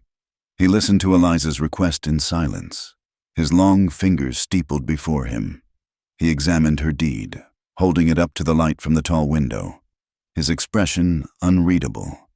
"The document appears to be in order, Miss Thorne," he said, his voice a dry rustle of paper. "Barring any competing claims, the registration is a simple matter." As if summoned by the phrase, the doors to the courtroom swung open. A man stepped inside, bringing with him the scent of expensive cologne and the cold, predatory stillness of a panther. He was dressed in a perfectly tailored black frock coat and polished boots that seemed to scorn the dust of the street. His hair was dark and impeccably styled, and a small, pleasant smile played on his lips. It was a smile that never reached his cold, calculating eyes. "A competing claim is precisely what I am here to present, Your Honor," he said, his voice smooth and cultured, a stark contrast to the rough-hewn accents of the territory. Eliza froze. Her blood ran cold. It was Asa Blackwell. He had arrived sooner than she could have ever feared. He inclined his head slightly toward her, the smile widening. Eliza, my dear, what a needlessly arduous journey you've put yourself through. I came as quickly as I could to relieve you of your burdens. He advanced to the judge's bench, pulling a folded document from an inside pocket of his coat. It was wrapped in silk. Asa Blackwell, Your Honor, I represent the interests of the late Thaddeus Thorne's estate, to which I am the primary creditor. I also hold this. He unfurled the document with a flourish. A bill of sale for the Blue Candle Mine, signed over to me by Miss Clara Thorne a month prior to her passing, as a partial settlement of her brother's outstanding debts. He handed the paper to Judge Pike. Jonah took a half-step forward, his hand instinctively moving toward the pistol at his hip, but Eliza put a restraining hand on his arm. Her mind was racing, cold and clear. The document Asa presented was a masterpiece of forgery. The paper was aged to perfection, the ink faded just so. The signature, a looping, elegant script, was a startlingly accurate copy of her aunt's. For a horrifying moment, even she felt a flicker of doubt. As you can see, Your Honor, Asa continued smoothly, Miss Thorne's journey has been for naught. The property is, and has been for some time, legally mine. Judge Pike examined the new document, his brow furrowed in concentration. He laid it side by side with Eliza's. They were two competing, seemingly valid claims. Your Honor, Eliza said, her voice clear and steady, cutting through the tense silence. I contest the validity of that document. I was in regular correspondence with my aunt. She never mentioned any such sale. I believe it to be a forgery. Asa chuckled, a soft, condescending sound. Grief can play tricks on the memory, my dear. My memory is perfectly clear, Eliza retorted, her eyes flashing. And so are the materials used to make legal documents. I ask that you hold both deeds up to the light. Your Honor, true territorial bond paper has a watermark from the federal press, a faint eagle. It is a detail a forger, even a skilled one, might miss. She then turned her gaze directly on Asa. And I further demand that the signatures be compared by an expert. My aunt had a distinctive tremor in her hand in her final months, a detail that this remarkably steady signature fails to replicate. The courtroom was silent. Asa's smile faltered for the barest fraction of a second, a flicker of annoyance in his eyes before the mask of pleasantry snapped back into place. Judge Pike held both documents up to the window, his expression grim. The court will take a recess for 1 hour, the judge announced, his voice sharp as a gavel strike. I will examine these documents in my chambers. We will reconvene at noon. As they filed out into the dusty main hall, Asa Blackwell cornered Jonah near the entrance. Eliza stood a few feet away, watching. Merrick, is it? Asa said, his tone casual, as if they were discussing the weather. I've heard of you, and your troubles with the Silver Meridian line. He gestured vaguely toward the street, where two rough-looking men, their faces familiar from the canyon, were conspicuously leaning against a water trough. They were members of the Crow Ridge gang. This is a dangerous place for a man with enemies, a man trying to run a ranch on his own. Jonah said nothing, his face like stone. I am a businessman, Asa continued, lowering his voice. I appreciate practical solutions. The railroad has authorized me to make you a generous offer for your water rights. Enough to set you up comfortably somewhere else, far away from here. All you have to do is walk away. Leave Miss Thorne to her family business. The threat was unspoken, but crystal clear. Take the money and abandon her, or face the combined wrath of the railroad and their hired guns. Jonah looked from Asa to the men outside, and then his gaze met Eliza's across the hall. He saw the fear in her eyes, but also the fierce, unwavering resolve. He turned back to Asa. My water's not for sale, Jonah said, his voice low and flat. And Miss Thorne's business is my business. He turned his back on Asa and walked to Eliza's side, a silent, public declaration of his allegiance. When court reconvened, the air was thick with tension. Judge Pike sat, his face grim. "I have examined the documents. The watermarks appear similar. The signatures are likewise difficult to distinguish without expert analysis, which we do not have." Before Asa could declare victory, Jonah spoke, his voice ringing with authority. "Your Honor, before we continue discussing Miss Thorne's property, there is another matter of property that needs to be brought to this court's attention." He looked directly at the well-dressed lawyer who had appeared to represent the Silver Meridian Railroad. "My property." And then it was Eliza's turn. She stepped forward, holding the old, faded document from Jonah's strongbox. "Your Honor, Mr. Blackwell and the Silver Meridian Railroad have been operating under the assumption that they can divert the water from the Lone Cedar Ranch. But they have overlooked this."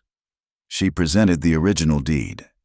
"It states clearly that the land was granted with full riparian rights. The law is clear. You cannot sever a man's water from his land. The railroad's entire plan is illegal." A murmur went through the small courtroom. The railroad's lawyer, who had been sitting with an air of smug confidence, began to shuffle his papers, a look of genuine confusion on his face. He had clearly never seen or considered this old filing. He had been so focused on the power of his company's charter that he had ignored the more fundamental laws of the land. Just as the lawyer began to stammer a response, the courthouse doors opened again. This time, it was May Collins who stood there, looking tired and travel-worn, but with a fire in her sharp blue eyes. She clutched a small packet of letters tied with a ribbon. "I apologize for the intrusion, Your Honor," she said, her raspy voice carrying surprising weight. "But I heard what was happening. I came as fast as I could." She walked forward and placed the letters on the judge's bench. "These are from Clara Thorne. To me. We wrote to each other for 20 years. She fixed Asa Blackwell with a withering stare. "The last one arrived 2 weeks before she passed. In it, she talks about her niece, Eliza. She says, clear as day, that she was leaving the blue candle to the girl to give her a fresh start, free and clear of any man's debts." The courtroom was in an uproar. Asa's face had gone pale with fury. His carefully constructed facade was crumbling. He had a forged deed, and now they had personal correspondence that directly contradicted it. Judge Pike slammed his gavel down, the sharp crack silencing the room. He looked from the two competing deeds to the letters, to the simmering hostility between the parties. He looked at the Crow Ridge men, who were now peering in through the front windows, their presence a palpable threat. "Enough," he boomed. "We will not settle this with paper and hearsay." His gaze swept over them all. "This court will not be swayed by forgeries or threats. We will be guided by fact, by the ground itself." He stood to his full, imposing height. "We will adjourn this session and reconvene immediately. At the entrance to the Blue Candle Mine, I will see the claim markers for myself. We will settle this on site, today, before another sun sets on this dispute." The finality in his voice was absolute. The courtroom bell began to toll, signaling the noon hour, each chime sounding like a countdown to the final confrontation. The procession that rode out from Dry Willow was a strange and silent one. Judge Pike led the way, his back ramrod straight, his expression as unyielding as the landscape. He was flanked by a grim-faced town marshal. Behind them, Eliza and Jonah rode side by side, a silent island of solidarity. A good 20 yards back, as if separated by a chasm of ill intent, rode Asa Blackwell, his fine black coat already dusted with the alkali of the trail, and fanned out even further behind him, keeping their distance but never falling out of sight, were the ever-present shadows of the Crow Ridge men. The journey back into Hollow Mesa Canyon was charged with a heavy, unspoken tension. Every rustle of the wind in the sagebrush, every cry of a hawk circling overhead, seemed to amplify the silence. When they finally entered the canyon itself, the sheer, blue-veined walls rose around them like the nave of a great, silent cathedral. The air grew cooler, and the soft gurgle of the creek was the only sound that dared to break the quiet. They dismounted at the sight of Eliza and Jonah's ruined camp. The embers of their fire were cold, and the ground was littered with the signs of the hasty, violent search the outlaws had conducted after they had fled. Judge Pike's sharp eyes took in the scene without comment. He led the way on foot up the narrow path that wound toward the mine entrance, a dark slash in the vibrant blue and red rock face. As they drew closer, the source of the canyon's name became breathtakingly clear. The entrance to the Blue Candle Mine was framed by a massive, exposed lode of quartz so deeply and unusually blue that it seemed to capture and hold the light of the sky. The afternoon sun struck the crystalline formations, and a soft, ethereal blue light was reflected back, bathing the small clearing in its glow. It washed over Eliza's face, illuminating the determined line of her jaw and the hopeful, proprietary gleam in her eyes. This was hers. This strange, beautiful, and wild place was hers. Jonah, however, was not looking at the quartz. His gaze was fixed on the heavy timber frame that supported the mine's entrance. He stepped forward, running his calloused fingers over the wood near the large iron lock that secured the door. "Judge," he said, his voice low and even, "take a look at this." Judge Pike moved closer, his expression stern. Around the lock, the wood was scarred with a series of fresh, sharp-edged gouges. They were unmistakable chisel marks, splintery and new against the weathered, silver gray of the old timber. Someone had recently tried, and failed, to force the lock. A collective intake of breath went through the small group. Eliza looked from the marks to Asa Blackwell. For a single, unguarded moment, Asa's mask of cool composure slipped. A flicker of raw fury, followed by a flash of panic, crossed his face before he quickly smoothed it into an expression of mild surprise. He gave a short, forced laugh. "Vandals, no doubt," he said, his voice a little too smooth. "This is a wild country. It's to be expected." But Judge Pike was not looking at him. He was looking at the marks, his legal mind processing the new evidence. This was no random vandalism. This was a targeted attempt at entry. Jonah, meanwhile, had moved away from the entrance. His eyes were scanning the base of the cliff, reading the terrain with the practiced ease of a man who knew the language of rock and shadow. He walked about 30 yards to the right, where a thick growth of hardy mesquite clung to a fissure in the cliff face. He pushed aside the thorny branches. Behind them was another opening, a narrow, low hole, barely large enough for a man to crawl through. "Judge!" Jonah called out again, his voice echoing slightly from the rocks. "You should see this, too." The group moved toward him. The second opening was clearly not a natural formation. The edges had been worked with tools, widened just enough for passage. A faint, telltale trail of discarded rock and disturbed earth led away from it, snaking down a steep, barely visible path. "Where does that lead?" the marshal asked. "Down to the ravine of sparrows." Jonah answered without hesitation, his eyes hard as flint. "It's a back road, if you're the kind of man who needs one. The Crow Ridge gang has used it for years to move stolen goods without being seen on the main trails." The final piece of the puzzle clicked into place with an audible, damning clang. The attempted break-in, the secret entrance, the connection to a known outlaw route used by the very men who now served as Asa Blackwell's entourage. It painted a picture so clear and damning that no one needed to speak it aloud. Asa had sent his hired guns to break into the mine, likely to plant his forged deed or steal the real one. But they had failed to bypass the sturdy lock. Asa's face was now a pale, tight mask of rage. His entire scheme was unraveling before his eyes. It was Eliza who broke the silence, her voice ringing with a newfound authority that came from standing on her own ground. "Your Honor," she said, addressing the judge, "in light of this evidence of tampering and illegal entry, I request that the court officially seal the Blue Candle Mine. Let no one enter until ownership is unequivocally settled. We must preserve the integrity of the site." Judge Pike looked at her, and, for the first time, a glimmer of deep respect showed in his stern eyes. It was a shrewd, brilliant move. It took control of the situation. using the law not just as a shield, but as a sword. "A sensible precaution, Miss Thorne," the judge declared. "Marshal, the court requires your seal." The marshal produced a small canvas bag containing a heavy lead disc and a crimping tool.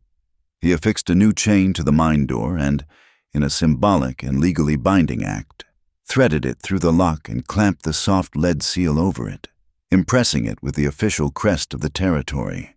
The mine was now a protected, sealed piece of evidence. Asa Blackwell watched the proceedings, his fists clenched at his sides. He knew he had lost this round. He cast a look back at his men, who were watching from a distance. It was a subtle gesture, a barely perceptible flick of his eyes, a slight, angry shake of his head. It was a signal of retreat, but it also carried a clear, unspoken command. This was not over. As the judge's party prepared to ride back to Dry Willow, Asa approached Eliza. "You are more clever than I anticipated, my dear," he murmured, his voice a venomous whisper. "But cleverness will not protect you. This is not a Boston parlor game. The rules are different here. You have a legal document. I suggest you keep it close. Paper is so easily lost in the dark." With that final, chilling threat, he turned and mounted his horse, riding off without a backward glance. The Crow Ridge men melted back into the shadows of the canyon, disappearing as quietly as they had come. The judge looked at Eliza and Jonah. "He's right about one thing," he said grimly. "They'll be back for that deed tonight. The two of you cannot stay out here alone. The marshal and I must return to town to file this report, but I can deputize." "No, Judge," Jonah interrupted, his voice firm. "We appreciate the offer, but more men will just make a bigger target. We have a better chance if we're small and quiet." He glanced at a small, dilapidated miner's shack set a few hundred yards down the creek. "We'll stay there tonight. We know the ground. We'll be ready." The judge hesitated, then nodded, seeing the resolve in Jonah's eyes. "Godspeed, then," he said, and with the marshal, he rode away, leaving the canyon to the falling dusk and the two people at the center of the storm. As darkness settled, they moved to the small, one-room shack. It wasn't much, 4 walls, a leaky roof, and a single window, but it was solid cover, while Jonah barred the door and wedged a heavy timber against it. Eliza worked on their warning system. She took a long length of twine from a saddlebag and, using the small knife Jonah had given her, carefully tied several small, empty tin cans and a mule's bell to it. They worked together in the gloom, stringing the line in a wide perimeter around the shack, tying it to bushes and rocks, about a foot off the ground. Their hands brushed in the dark. Their shoulders bumped in the cramped space. Each accidental touch was a spark of warmth against the cold dread of the coming night. Every knot she tied, every can he positioned, was an act of mutual trust, a weaving together of their fates. The faint, occasional jingle of a can as they worked was a tiny, hopeful sound in the immense, waiting silence. Each one a shared heartbeat against the encroaching darkness. When they were finished, they retreated inside the shack. The moon had not yet risen, and the darkness was absolute. A light, misty rain began to fall, a soft, persistent whisper on the tin roof. The sound should have been comforting, but instead, it felt like a shroud, muffling sound, concealing the footsteps of anyone who might be approaching. They sat in the dark, their backs against the wall, Jonah's rifle across his lap. The only light was the faint, bluish glow from the distant mine entrance, a ghostly beacon in the night. The silence stretched, thick and heavy, each passing minute an eternity. Eliza could feel a tremor starting in her hands, the cold seeping not just into her bones, but into her spirit. She felt a movement beside her. Jonah reached out, not to hold her hand, not in a gesture of passion, but with a quiet, profound tenderness. He gently smoothed back a stray lock of hair that had fallen across her cheek. His touch was warm and steady in the cold, dark room. It anchored her, pulling her back from the edge of panic. His voice was a low murmur, barely louder than the rain on the roof. "I'm here." That was all he said. Not "it will be all right." Not a promise of victory he couldn't guarantee. Just a simple, solid statement of fact. I am here. He was not leaving. He would face whatever was coming. Right here, with her. Outside. The rain whispered on, and they waited for the sound of a ringing bell. The rain was a whisper. A constant, soft hiss on the roof that blurred the edges of the world. Inside the shack, the darkness was a physical presence, thick and suffocating. Time had lost its meaning, stretching and compressing with every beat of Eliza's heart. They sat in silence, a universe of unspoken fear and resolve passing between them in the dark. Ting! The sound was so small, so insignificant, that at first Eliza thought she had imagined it, a single, metallic note, almost lost in the soft percussion of the rain. But Jonah heard it. He went absolutely still, every muscle in his body coiled like a spring. He was a predator who had just caught the scent of its prey. Then, through the grimy pane of the single window, a shadow detached itself from the deeper shadows of the night.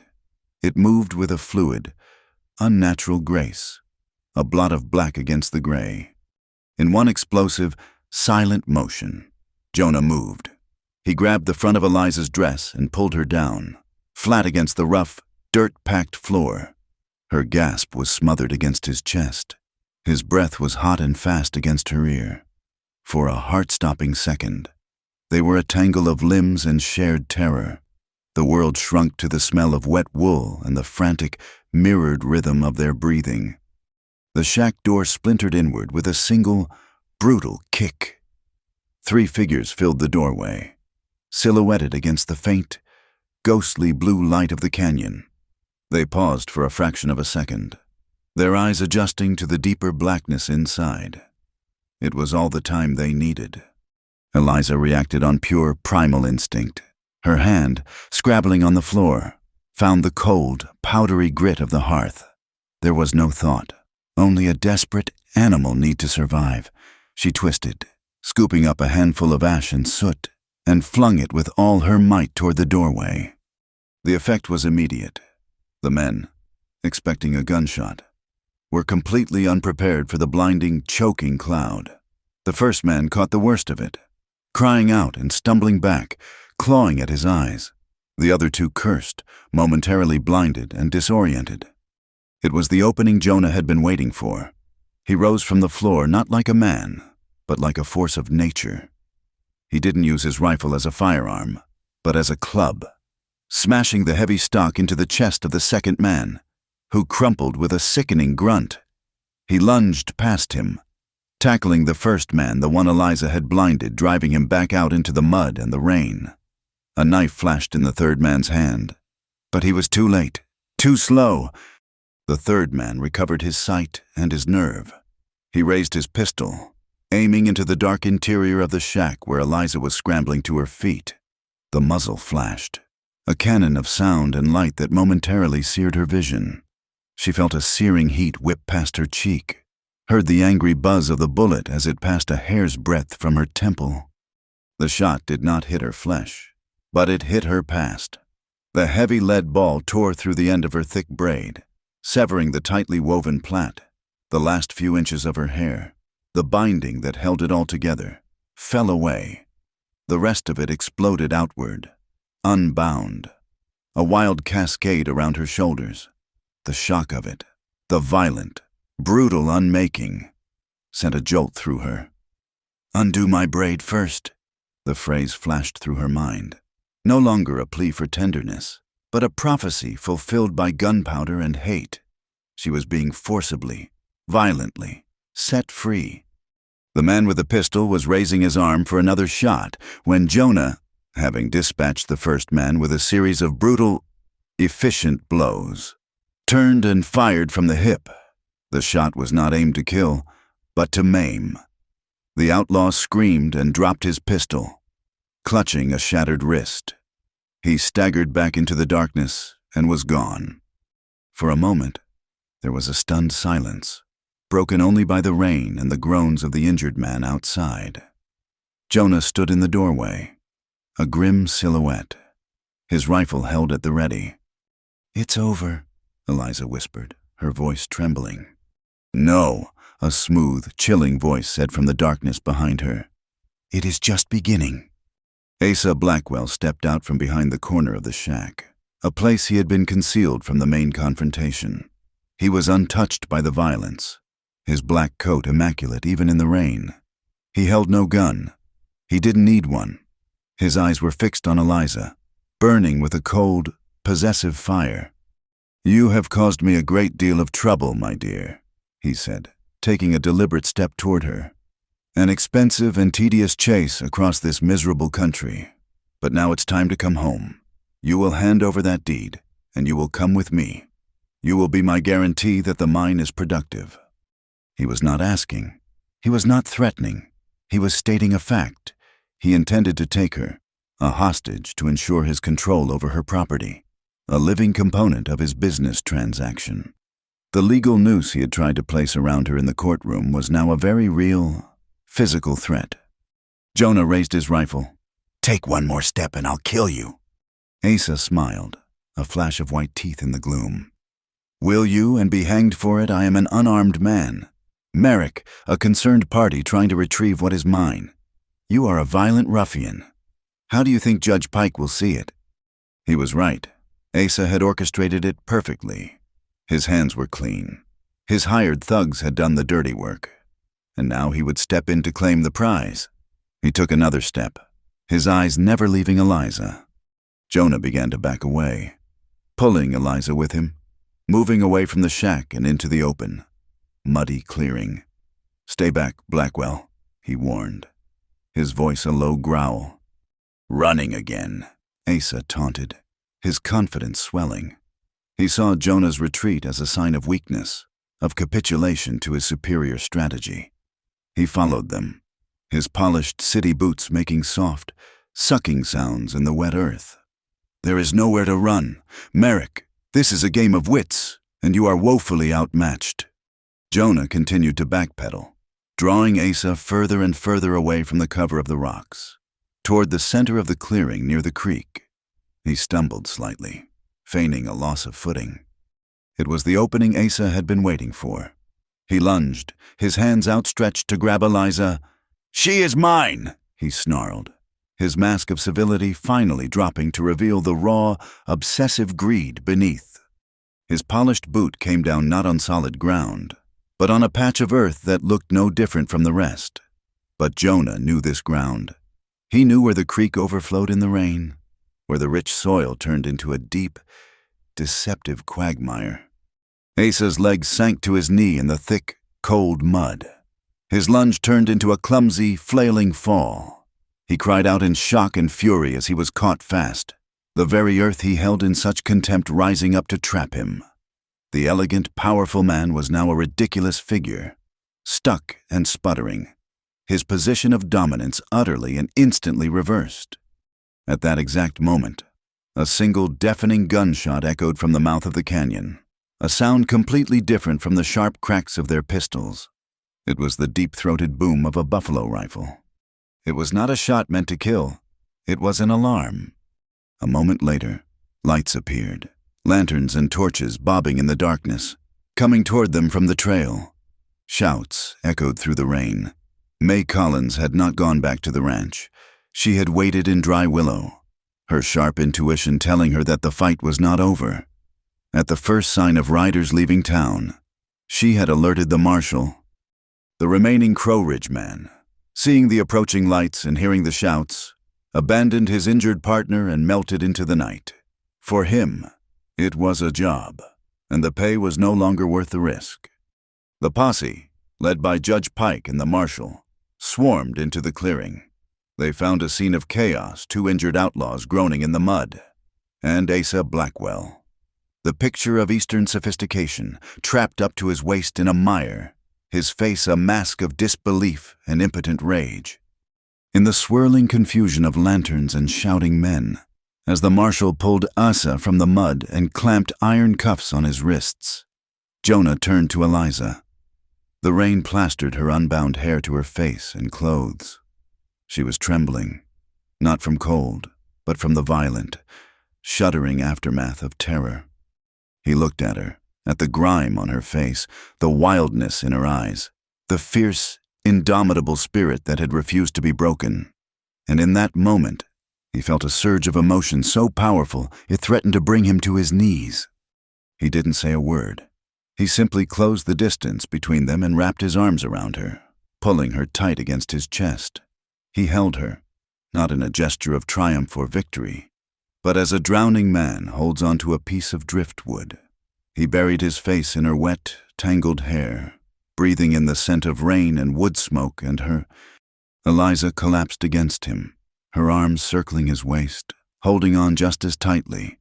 She pressed her face into the rough wool of his duster, and for the first time, she allowed the tears to come.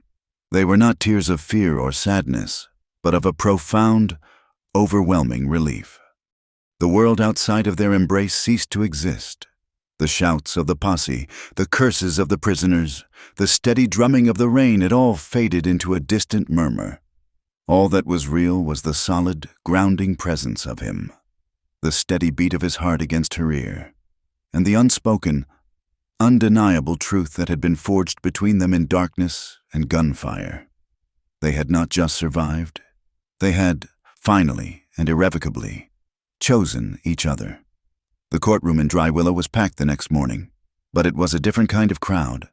The news of the night's events had spread like wildfire, and the people who filled the benches were not idle spectators, but ranchers, merchants, and homesteaders, the citizens of the territory who understood that the battles fought in this room would shape their own lives. The air was not thick with tension, but with a quiet, somber anticipation. The rain had passed, and through the tall, clean-washed windows, the morning sun streamed in, laying long, hopeful rectangles of light across the wooden floor. Eliza and Jonah sat at the plaintiff's table, with May Collins in the row directly behind them. Asa Blackwell and the two captured Crow Ridge men sat opposite, guarded by the marshal. Asa was no longer the picture of immaculate control. His fine coat was stained with mud. His hair was disheveled, and the cold, bitter light of defeat burned in his eyes. He looked like what he was, a gambler who had played his last card and lost everything. Judge Orrin Pike entered, and the room rose in a rustle of movement. He took his seat, his face as stern and impassive as ever, but there was a new weight to his presence, the weight of a man who had seen the law tested by fire and was now ready to deliver its judgment. He did not waste time on ceremony. "This court is reconvened," he began, his voice a dry, authoritative rustle that carried to every corner of the room. He looked down at the array of documents on his bench, the two deeds, May's letters, the marshal's report. Over the past 2 days, this court has been presented with a series of claims and counterclaims, supported by paper and then by violence. It is the duty of this court to cut through the noise and find the simple, unadorned truth. He picked up Asa Blackwell's bill of sale. "The court finds this document," he said, holding it up for all to see, "to be a fraudulent instrument, a forgery, conceived in greed and executed in deceit. This finding is supported by the personal correspondence of the late Clara Thorne, and corroborated by the criminal actions undertaken last night by men in the employ of Mr. Asa Blackwell." He dropped the paper onto his desk as if it were something unclean. He then picked up Eliza's deed. "Conversely, the court finds this last will and testament and the attached territorial deed to be the true and legal instrument of inheritance. The claim is valid. The signatures are authentic. The intent is clear." He looked directly at Eliza, and for the first time, a flicker of something almost like a smile touched his stern mouth. "Therefore, this court declares that the Blue Candle Mine and all attendant lands and mineral rights as described herein are the sole and undisputed property of Miss Eliza Thorne." A wave of murmurs and quiet applause swept through the courtroom. Eliza felt a dizzying rush of relief, so profound it almost buckled her. It was real. She had won. She was free. Jonah's hand, resting on the table beside hers, covered her own, his grip firm and grounding. Judge Pike was not finished. He turned his attention to the lawyer from the Silver Meridian Railroad. Furthermore, regarding the matter of the Lone Cedar Ranch, the judge continued, his voice hardening. This court has examined the original territorial charter. The language is unequivocal, the grant included, and still includes, full riparian rights to the aquifer that sustains it. The railroad's proposal to sever this water source is found to be in direct violation of established territorial law. He fixed the lawyer with an iron gaze. The water belongs to the land. This court issues a permanent injunction against any and all construction by the Silver Meridian Railroad that would impede, diminish, or divert the natural water sources of the Lone Cedar Ranch. It was a total victory, not just for Jonah, but for every small rancher in the territory who lived in fear of the railroad's unchecked power. Jonah let out a breath he seemed to have been holding for years. The weight of a long, weary battle lifted from his shoulders, and in that moment, he looked less like a fighter and more like a man who could finally remember what it felt like to stand on solid, unthreatened ground. The railroad's lawyer, pale and defeated, stood and officially withdrew their project plans, a move that was met with another round of heartfelt, if muted, applause. Eliza, however, had one more piece of business. She stood, her voice clear and strong in the suddenly silent room. "Your Honor," she said, "if I may." The judge nodded. "My fight for the Blue Candle Mine was not for profit, but for the freedom to choose my own path. This community has shown me a strength and fairness I did not expect to find. Therefore, I do not intend to sell the mine, nor work it myself." She produced a new document, the affidavit she had drafted at the ranch, now with an added section. "I wish to enter into a lease agreement with the township of Brimrock. The mine will be worked on a small scale, by local men, for a fair wage, and I decree that a full 50% of all profits from the mine will be placed in a community trust, to be used for the construction of a proper schoolhouse and for the support of the town church." A stunned silence fell over the room, followed by an eruption of genuine, heartfelt cheers. It was an act of incredible generosity, a gesture that planted her roots firmly and deeply in the soil of her new home. She was not just a landowner. She was a founder, a builder of communities. Judge Pike's gavel brought order back to the room. He looked at Asa Blackwell, his face a mask of cold contempt. "Asa Blackwell, you are found guilty of conspiracy, fraud, and the hiring of known criminals to commit acts of violence. This territory may be young, but it is not lawless. We do not tolerate predators of your kind. You are sentenced to 10 years of hard labor at the territorial prison." The marshal pulled a stunned and broken Asa to his feet. As they led him away, his eyes met Eliza's one last time. The power, the condescension, the possessive fire, it was all gone. All that was left in his gaze was a hollow, bitter emptiness. He had lost, completely and utterly. The hold he had on her was finally, and forever, broken. Jonah, a man who despised crowds and ceremony, began to shift in his seat, ready to slip out the side door before the inevitable backslapping and congratulations could begin. He hated being the center of attention, but as he started to rise, Eliza's hand tightened on his. He looked at her, a question in his eyes. "Stay," she whispered, her voice for him alone. "Let's hear all of it, together." He settled back into his chair, a flicker of surprise and something deeper on his face. He was not used to sharing his victories. He was barely used to having them. Her simple insistence that he remain, that he be present for the final, peaceful resolution, was a profound statement. Theirs was a partnership, not just in the fight, but in the peace that followed.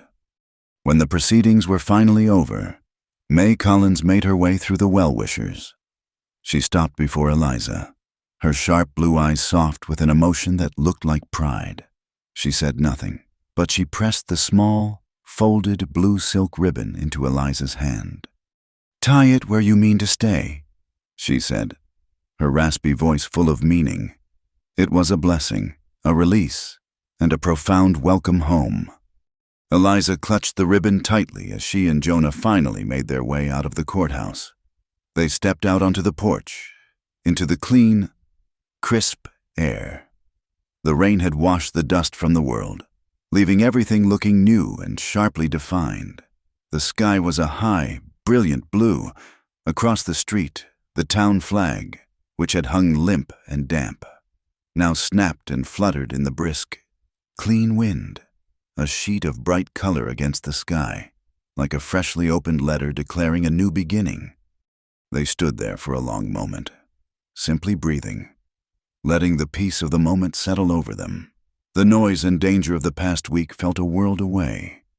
All that was left was the quiet hum of the town and the vast, promising expanse of the land around them.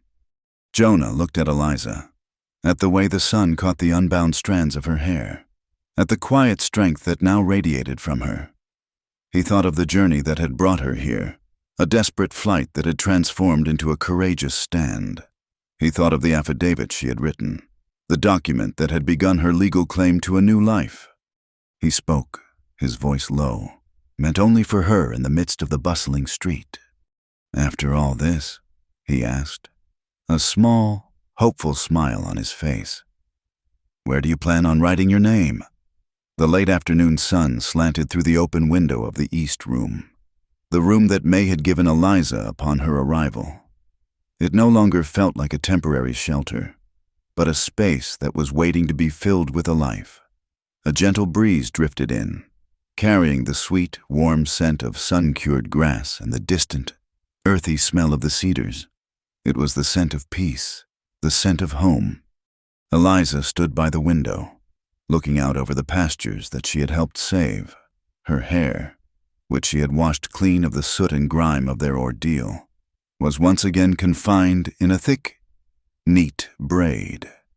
It was a habit, an instinct for order and control that she had carried with her from another life, a lifetime ago. The familiar weight of it at her back was no longer a comfort, but a constraint she was only now beginning to understand. She heard his footsteps on the stairs, slow and steady, and, a moment later, Jonah appeared in the doorway. He didn't have the guarded, watchful air of the man she had met in Brimrock. The harsh lines around his eyes had softened, and he held himself with a quiet ease she had never seen before. He held a few folded papers in his hand.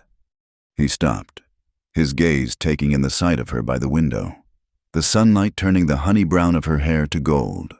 He saw the braid, and a look of understanding passed over his features. Eliza turned from the window, a small, knowing smile on her face. She held out the wooden comb he had given her, the simple, hand-carved tool that had been the first crack in his formidable armor, the first true gesture of tenderness between them. "Undo my braid first," she said, her voice soft but clear, imbued with a new and gentle authority. "Then we'll talk about papers." The words, the very same she had spoken in the dusty street, now held an entirely different universe of meaning. It was no longer a cryptic challenge to fate, but a direct, intimate invitation to him. It was a request to complete the journey they had started, to finally and fully unravel the last threads of her old life. Jonah took the comb, his large, calloused hand closing around it. He walked toward her, and the small room seemed to be filled with the quiet, profound gravity of the moment. He didn't speak. He simply stood behind her and, with a reverence that was almost holy, his fingers found the end of her plait. He worked slowly, his touch infinitely gentle. He unwound the strands, not with the comb, but with his fingers, as if he were learning a sacred text through touch alone. With each turn of his hands, a section of hair came free, loosening its grip, falling soft and heavy against her back. It was more than the unplaiting of hair. It was a deliberate, tender exorcism. He felt the tension of the first knot, the one that represented her desperate, lonely arrival in a hostile land. As his fingers worked it free, He felt that fear dissipate into the sunlit air. He unraveled the section that held the memory of the first gunshot, the terror of the attack on the trail. He loosened the part that was woven with the anxiety of the legal battle, the cold threat of Asa Blackwell's presence. He gently worked through the tangles that held the memory of the firefight in the canyon, the smell of smoke and the icy grip of fear.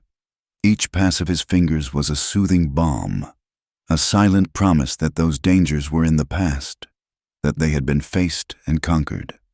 Eliza stood perfectly still, her eyes closed, her whole being focused on his touch. She felt the weight lifting from her, not just from her shoulders, but from her soul. The tight, defensive coil she had lived with for so long was finally, truly, unwinding. Each touch was an affirmation, a declaration that she was no longer alone, that she no longer had to be the severe, contained woman who had stepped off the train in Brimrock. She was safe. She could be free. When the last strand was finally loose, her hair tumbled down her back, a heavy, fragrant curtain that smelled of soap and sunshine. It was soft, alive, and utterly unbound. Jonah didn't stop. He let his fingers trail through the length of it, a slow, wondrous caress. He had faced down outlaws and fought a railroad, but nothing in his life had prepared him for the profound, heart-stopping intimacy of this simple, silent act. As he stood there, his hands still in her hair, Eliza opened her eyes. She took the blue silk ribbon from the pocket of her dress. It was a small, simple thing, but it held the weight of May's blessing, of a woman's quiet hope for another's happiness. She reached up to the rough-hewn cedar beam that ran across the ceiling of the small room, a solid, foundational piece of the house. She tied the ribbon around it, her movements sure and steady. The small knot of blue silk was a bright, defiant splash of color against the dark wood. It was a marker, a promise, a flag planted in the heart of her new country. It was the signature on her new life. She turned to face him, her eyes shining. His own were suspiciously bright. The hard, stoic rancher looked at her, and his soul was in his eyes, open and vulnerable and full of a love so deep it needed no words. He finally looked down at the papers in his hand, as if just now remembering them. He unfolded the top sheet. It was a new filing for the water rights of the Lone Cedar Ranch, drafted that morning by a lawyer in Dry Willow, ready to be registered with the court.